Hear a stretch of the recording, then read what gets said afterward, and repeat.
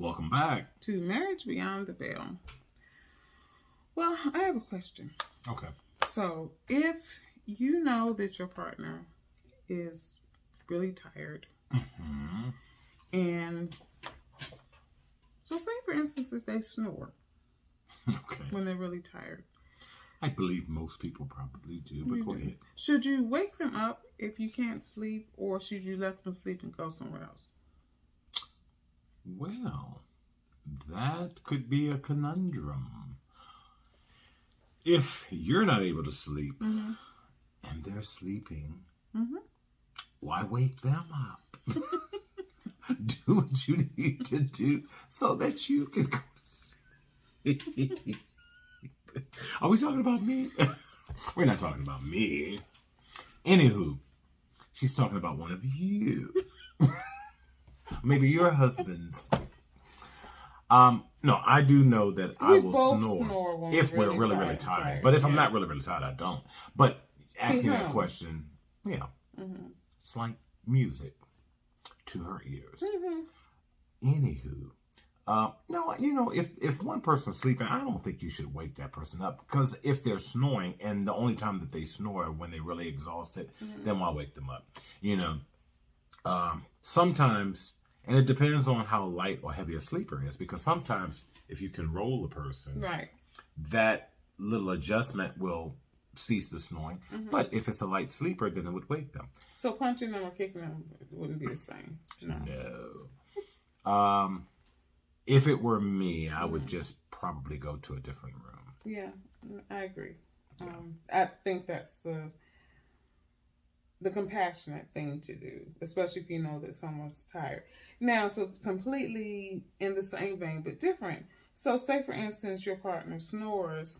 They know they have sleep apnea. Okay. But they won't wear their CPAP machine. Well, then again, that's a discussion that you need to have. But if the person has sleep apnea and they've got like the terrible snoring and stuff like that, and they refuse to wear it, then again, you have to come to some kind of agreement on what's going to be in the best interest of both of you. And if it appears that one person doesn't have a genuine care or concern for the other, you've got other issues besides them not wearing their CPAP machine. You do. Because there's no reasonable reason why you shouldn't do what you need to do to take care of yourself, particularly when you realize it's also negatively impacting your spouse. Yeah. And the one thing about the CPAP machine, I have several clients that have them and several family members that have them.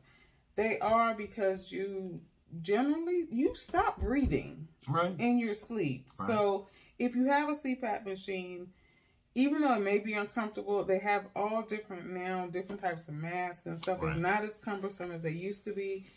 Go back to your doctor and say, hey, this one's not comfortable. Do they have another? Find a model that works for you. But you really do need to sleep with that on. For your own health. For your own health. Right. But again, when you know that, let's say it's not a real challenge for you if you don't have it, but you're creating a challenge for the person that you love. Yeah. And so when it's time, now, fortunately for me, when it's time for me to sleep, I'm going to sleep. I don't care if she's snoring, if she's dancing a jig. When this body gets tired, it's going down, and it's going down for the count. Yeah.